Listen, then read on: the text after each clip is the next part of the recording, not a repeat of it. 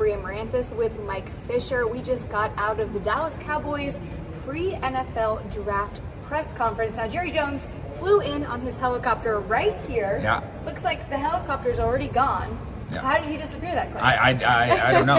He's a mystery, a man of great mystery. Yeah. And per usual, Jerry said that the Cowboys can move up in the draft, Yep. they can move down in the draft, or they could pick at number 26. This is year number 34, I believe, in which he's made that very important announcement at the pre-draft press conference. Yeah. Did they give anything away to you, though? I think they did a better job than they usually do of not dropping Hints? hints and Easter eggs. Jerry usually can't resist doing that. Now, maybe we need to go back in Yeah. and go line by line and double check some things. They did. We can kind of go positionally, though. Yeah. They did talk about how much they'd like to have Tony Pollard be a part of the future, Yes. but and of course that's a $10 million running back for this season. They talked about the willingness to draft a running back. Steven said, Yep. first round, second round, third round, fourth round. He didn't say fifth. He did say first. I think that's important.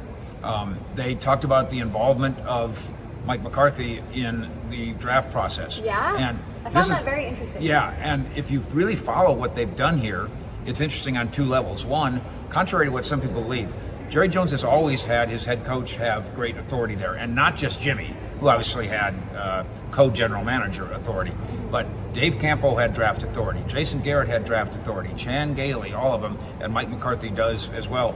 He gave a lot of compliments to Mike McCarthy today. Yeah, very much saying so. that I've learned a lot from McCarthy, just sitting, talking to him about running backs and Tony Pollard, and specifically tight ends, what we kind of want. He talked about the influence that Mike McCarthy had on the drafting of Diggs by making the note, he's got a wide receiver's hands and a wide receiver aggressiveness. The But helicopter's taking off. It's coming, it's going. Listen, if it's right there, you're free to look for it. That's so funny. We're getting photobombed by a helicopter. Yeah. But the other aspect of the McCarthy thing is he had none of that authority in Green Bay. So this is a real treat for him. And by the way, no disrespect to the way the Packers or other teams do their things. There it is. There we Scoot go. over. That's pretty cool. That is pretty cool. So I would say that Jerry's still here. Yeah, they're about to lift off me. That the helicopter driver went to get lunch. Yeah, got some gas. And maybe we'll see Jerry walking out there and go into lunch himself, because surely he's not done working. No. Why wouldn't you include the head coach in personnel decisions? He's one more big brain. The Packers didn't do that with McCarthy. Right. You look around the NFL, the Washington Commanders, Ron Rivera is deeply involved in that, almost to the point where he's kind of the general manager in a way.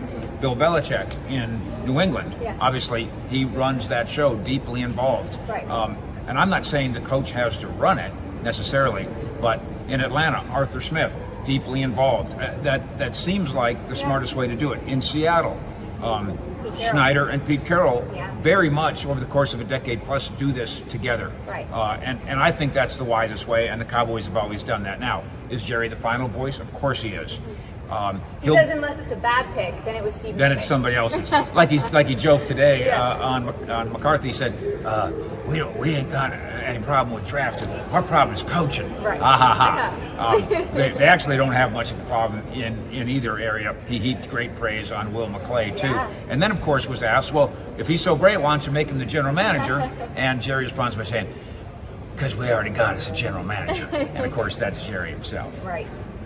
Coach Mike McCarthy, now the play caller for the Dallas Cowboys. This is his first NFL draft as play caller, and he joked that means, of course, that the Cowboys will pick only offensive players. They have 7 selections in the 2023 NFL draft.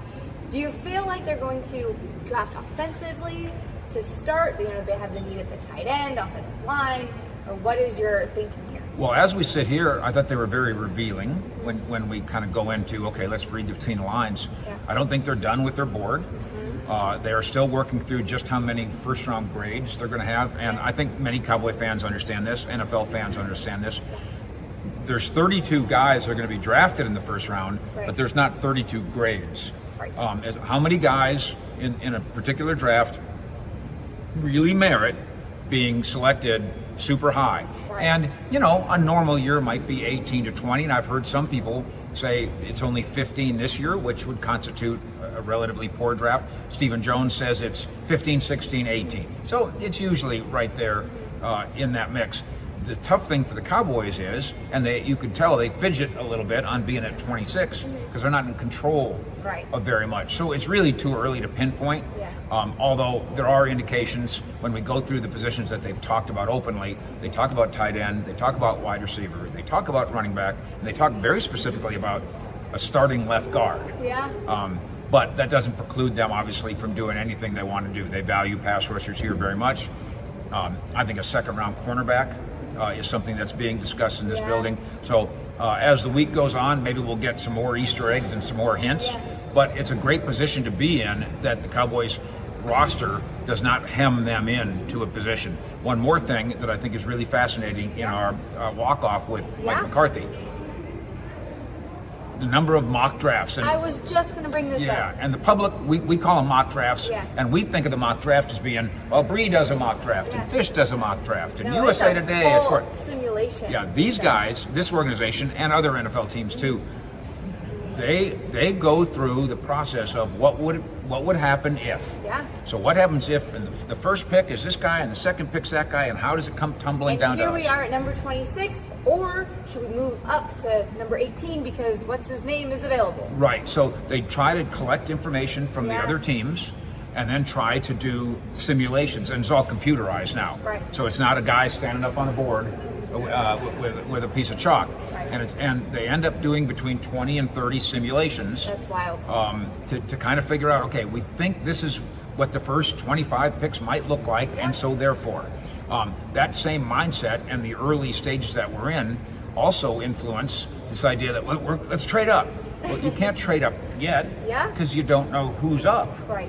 And so you start laying a little bit of groundwork, but one thing about being at 26, there's not very many advantages to it, but one good thing about it, you got a lot of time. Yeah. Not only that day, but also into the night. That's to true. go, okay, Bijan Robinson's still there at 11. Yeah.